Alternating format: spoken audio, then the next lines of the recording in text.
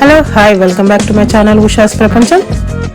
ఈరోజు వెరైటీగా అనపగింజల చిత్రాన్నం ఎలా చేసుకోవాలో చూపించబోతున్నాను.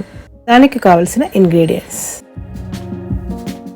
ఉప్పేసి ఉడకపెట్టుకున్న అనపగింజలు, సాల్ట్, పసుపు, నిమ్మరసం, పోపు దినుసులు, పుదీనా, 1 ఆనియన్ స్లైస్ చేసి పెట్టుకోవాలి, కొత్తిమీర, కరివేపాకు, కొబ్బరి తురుము, పచ్చిమిర్చి. దానికి గాను నేను 2 గ్లాసుల బియ్యాన్ని ఉడకపెట్టుకొని చల్లార్చుకున్నాను. ముందుగా స్టవ్ వెలిగించుకొని కడాయి పెట్టుకోవాలి. సరిపడా ఆయిల్ వేసుకోవాలి. నూనె వేడయ్యాక పోపు దినుసులు వేయాలి. పోపు వేగిన తర్వాత అందులో పచ్చిమిర్చి, కరివేపాకు వేసి కొద్దిసేపు వేపనివ్వాలి.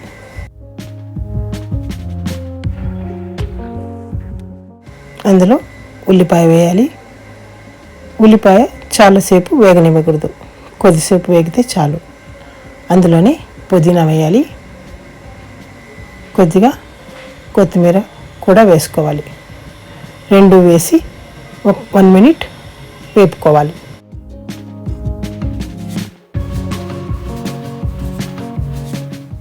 అందులో పసుపు, ఉప్పు సరిపడా వేసి బాగా మిక్స్ చేసుకోవాలి. అందులోనే ఉడకపెట్టిన అనపగింజలు కూడా వేసేయాలి. వేసి కొద్దిసేపు వేపుకోవాలి. అందులో ఒక 2 టీ స్పూన్స్ లెమన్ జ్యూస్ కూడా వేసి ఒక 1/2 మినిట్ వేగనివ్వాలి.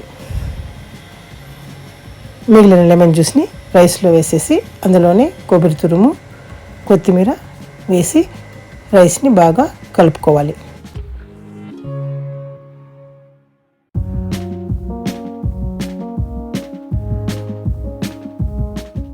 ఇప్పుడు మనము వేపుకున్న అనపగింజల గుజ్జంతా అన్నంలో వేసేసి నీట్గా అన్నంలో కలిసిపోయేలాగా కలుపుకోవాలి.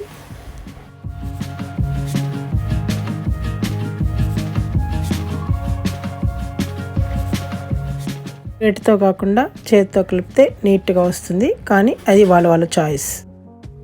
చాలా ఈజీగా చేసేసుకోవచ్చు. చిత్రాన్నం ఎంత టైం పడుతుందో అంతే టైం పడుతుంది, కొద్దిగా డిఫరెంట్గా ఉంటుంది.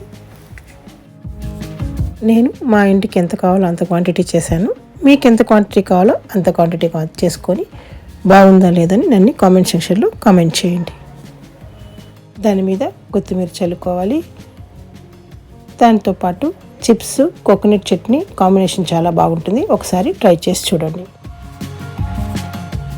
మీకు ఈ వీడియో నచ్చినట్టయితే లైక్ చేయండి, షేర్ చేయండి, కమెంట్ చేయండి. మర్చిపోకుండా సబ్స్క్రైబ్ చేసుకోండి. Thank you for watching. మీ ఉషా ప్రసన్న. మర్చిపోకుండా బెల్ ఐకాన్ ప్రెస్ చేయండి.